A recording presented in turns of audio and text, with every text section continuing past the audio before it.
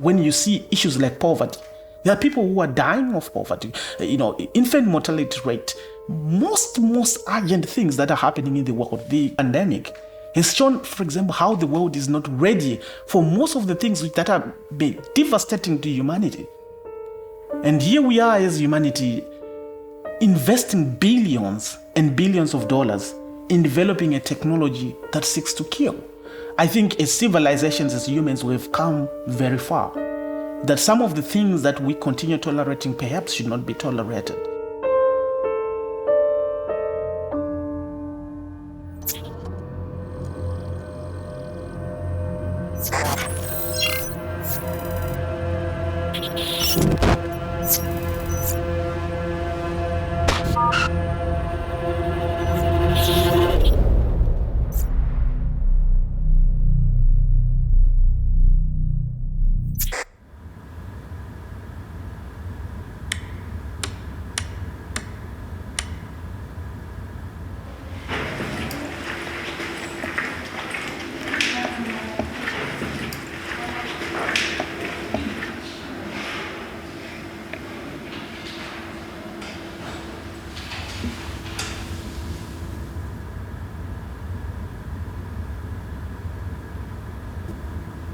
Okay, I'm intrigued, but yes, I'm ready to begin.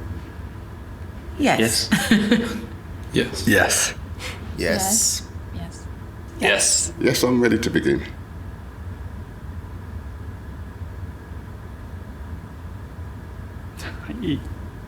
Definitely yes. I think so. Yes. I think yes. I am. Yes. Am I a human? Wow. Yes. Yes, I'm human. The last time I looked today.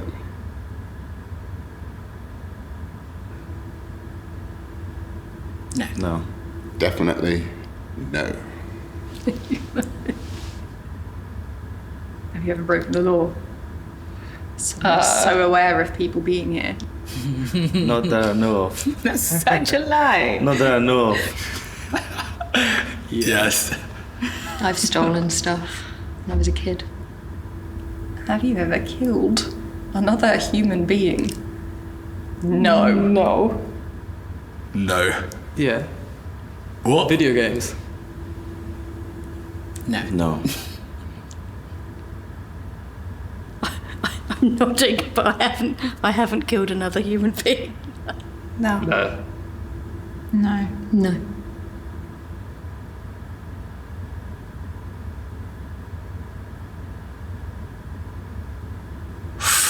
That's Ooh,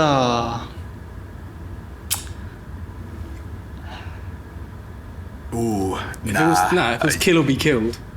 Really? Yeah. Definitely no. Could never do that. If I had to, in self-defense or, I guess, defending someone who I loved, I wouldn't like to. I'd like to think I would have a really hard time with it. Yeah. So what'd you say? Yes, I would. I say no. I guess no. AI technologies take two forms, typically. They either can predict what we're going to do and make decisions on those predictions, or the other part of the decision-making AI can do is get involved with behaviors that we typically think associated with human beings. So machines that can see using computer vision, machines that can hear using audio recognition, or machines that can sense. And what both technologies typically do is use a process called machine learning. The thing about artificial intelligence is that if you think about it like electricity, it's being introduced in every single aspect of our lives. It's being introduced in healthcare, it's on social media, in policing, in agriculture, in employment, everywhere. And so what that means is that when that technology makes a mistake, it has the ability to produce harm at an exponential level. Data sets are the building blocks of learning. So the millions of digital images that are fed into the machine so that it can learn are called a data set. So what we do when we design these systems is that we think about the perfect use case. So in our society, perfection is aligned with whiteness, it's aligned with men, it's aligned with cis-presenting people, able-bodied people, and that's leaving out all of the other people on the margins. So the same people that are not recognized by facial recognition systems in policing become the same people who are historically over-policed and surveilled. What that does is just really reinforce and entrench existing inequalities. The notion that data will decide if you're a good person or a bad person was one that was essentially developed post 9/11. Throughout history, we've had governments and companies say, our system is perfect, our system is impregnable, we can rightly identify bad people, and they've been wrong time and again. These systems are always fallible. We've already seen how facial recognition has been used to identify the wrong people in the same way that we've seen fingerprinting and DNA to be used to identify the wrong people. Technology is not a science that can be perfected. It's an engineering problem where we're always trying to balance the advantages and disadvantages, the risks and the costs. And so as they calibrate these things to their interests, it's going to be calibrated against you at some point.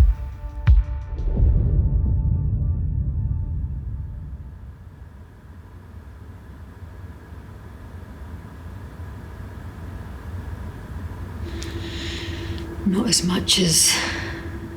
as much as we think stroke would like, I don't imagine. Yeah. I think you're supposed to believe that you have control over your identity, but we don't. We don't. We're supposed to, but we don't. So no. And it says we use cookies. Can you accept this? Sometimes I reject this, but sometimes you can't see which button to press and it's just easier to just accept it. I don't know enough about the digital world to know where any of the things I put on the internet or don't put on the internet go.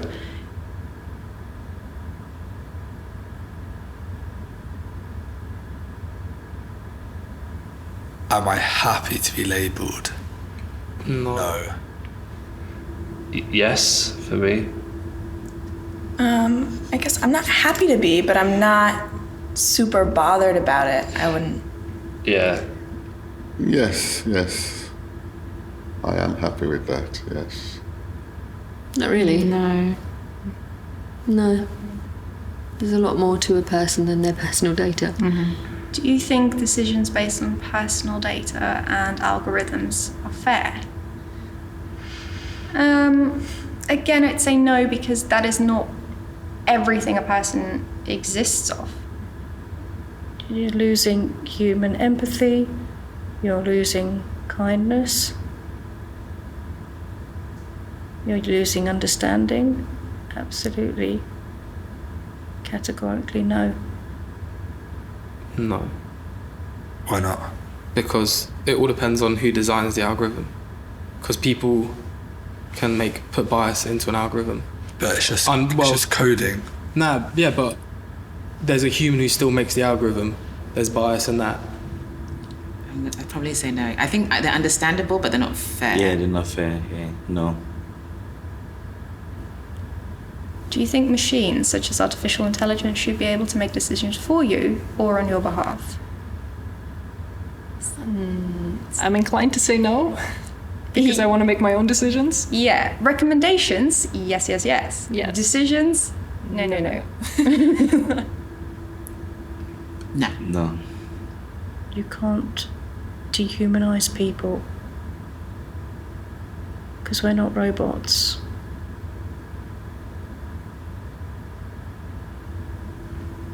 Are some types of people more likely to commit crimes? I feel like it's difficult to answer because I feel like a lot of crimes are committed not necessarily because people are malicious or evil, but because of just their circumstances. No, I think there's so many factors. Yes. I don't think so. Types of people, I mean, that's like someone that's probably, brought up to think that crime's okay. But I think no. I think the steps that happen in a person's life that turns them into a criminal could happen to anyone.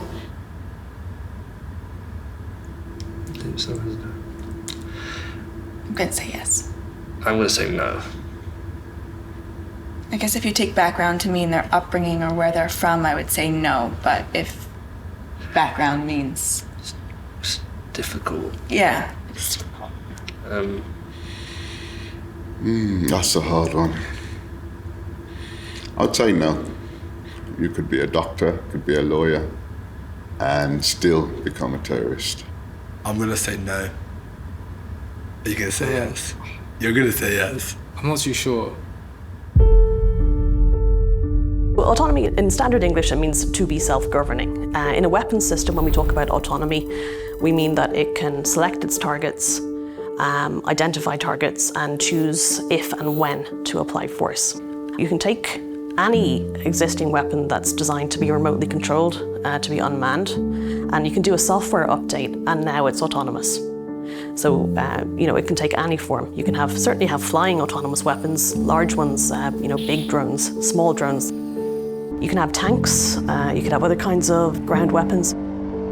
There's a lot of interest in autonomous submarines, sentry weapons, anything could be autonomous. Computer systems are highly complex, and particularly this sort of computer system where you've got very high authority, very high autonomy, and a very complex environment. It's very easy for unintended actions to occur. And this has been seen in every time people have tried to build autonomous systems in any kind of context. Most recently on autonomous driving, we've seen a lot of surprises on the roads, and the roads are a less complex environment than a battlefield is, for sure.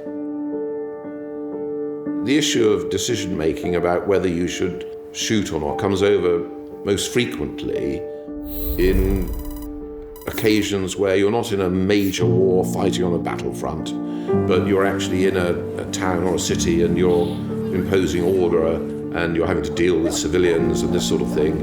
And you have to make rapid decisions about, is this person who's just come around this corner with a rifle, are they going to try and kill me? Or is it just because they all carry rifles around here? And humans are very good at making that assessment and not just killing everyone. For example, a wounded enemy, once you realize he's injured and he's effectively surrendered, then he's given protection and looked after.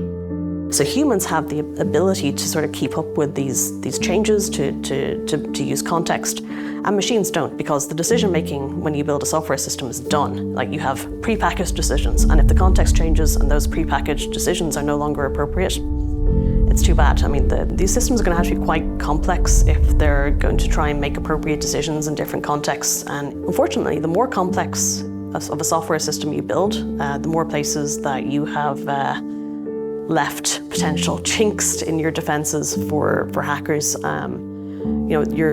Your risk of being hacked is pretty much proportional to the amount of code you have in your system. You hear reasons from people who are developing these weapons where they say, we developing these weapons because, for example, the use of autonomous weapon systems will save lives on the battlefield because they do not act out of emotion, all those kind of reasons. And to begin with, I've, in my research, articulated how that is wrong. I do not think at the moment I've heard any explanation from states or scholars to convince me that there is a legal or ethical reason or humanitarian reason why these killer robots or why these autonomous weapon systems are being developed. The only reason I discern from my research, from my consideration when I look at the whole issue in total, is that this is political. It's geopolitics. It's a brute desire of one people to continue dominating another.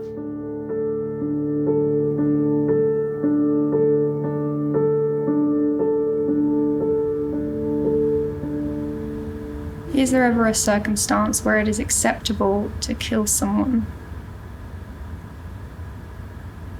Self-defense? Yes, I'd say so. If someone's attacking you and someone dies because you're fighting back or something, it's still, I don't know, it's not acceptable, but it's understandable, maybe? I was going to say the same thing, like understandable but not acceptable. I don't think it's ever acceptable to kill another person. That's a big question. Is it ever acceptable? It shouldn't be, but it happens, doesn't it? When does it happen? In wars. Yeah, but is that acceptable?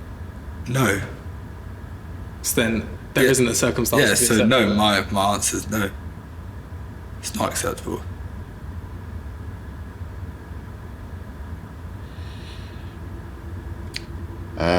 If someone's attacking, I would say no. Even though they are attacking me, I do believe in life. No. No, but it might lead to it. Yeah. Self-defense might lead to it. I'm glad he said that. So, and it depends on the level of attack as well. It could be verbally attacking, so. My feeling is to say yes to protect yourself, but if I was in that situation, I don't know what I would do. So I don't think you can have rights to kill anyone, first of all. But sometimes in war you kill them. But no, I don't think so. No. If you were at war and an enemy soldier were attacking you, would it be acceptable to kill them? I mean, if they're specifically attacking me, I guess, yeah. I'd certainly defend myself, and if they had to be killed to protect myself or protect my family, then my instinct would just say yes. If the other soldier wants to kill me, I'll have to kill him as well. I'm saying no. What you said. So yes, probably. Yes. Yes. Yes. Yes. If that enemy soldier was 12 years old, would it still be acceptable to kill them? Now this is a hard one. I would say no. No. It's horrific. No. I'd say no. But you said it's acceptable to kill an 18-year-old.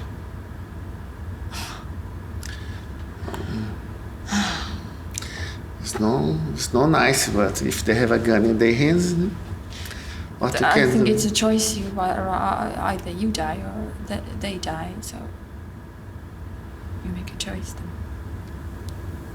Okay, that's a really difficult question. I don't know what I'd do in that situation. That's the honest answer. At the current moment, there is not sufficient law or existing law is adequate to govern autonomous weapon systems or killer robots. We need a new legally binding instrument governing autonomous weapon systems. And the fundamental question is, from which forum should this new law come from? And I have said it should come from a forum that is able to consider the potential use of these technologies, both in situations of armed conflict and situations outside armed conflict, that is law enforcement. And one of the principles in that law that is critical to include is the idea of maintaining meaningful human control over the use of force. You know, if you're having these systems function without meaningful human control, making decisions about who to injure or who to kill, then if they make a mistake, who's going to be ultimately held accountable? No one is held accountable. And what that creates is an environment of complete impunity where states and militaries and police forces around the world feel like they can do whatever they want, they can target whoever they want, they can kill and injure whoever they want, and there will never be any consequences.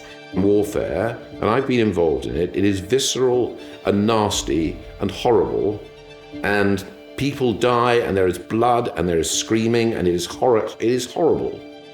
But to try and remove yourself totally from that and pretend that's not happening is, again, very, very dangerous. Because people, instead of realizing how horrible war is, you've got to do everything that is humanly possible to stop it. It suddenly becomes something, that's not too bad. Well, I'm afraid it is too bad. And I think that's where autonomous systems make it even worse. One of the fundamental objections to the use of machines making the decision to use force or who to kill or target is that they can never be able to understand the value of human life. That is a value judgment that only humans can understand. You know, every human being is worthy of dignity, and every human being should be considered to be equally valuable. Delegating decision-making on such important thing in life and death, is morally unacceptable, is ethically unacceptable, and more than that, it's not necessary. Where things are high stakes, where things require kind of judgment and ability to process context, where they require a sort of a sense of humanity, I mean, those are the decisions that need to stay with human beings.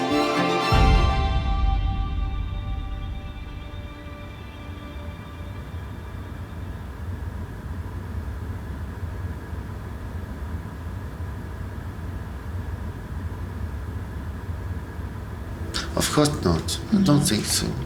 Always have supervision on human beings. I don't see any situation where this is beneficial. I can see situations where it might be abused.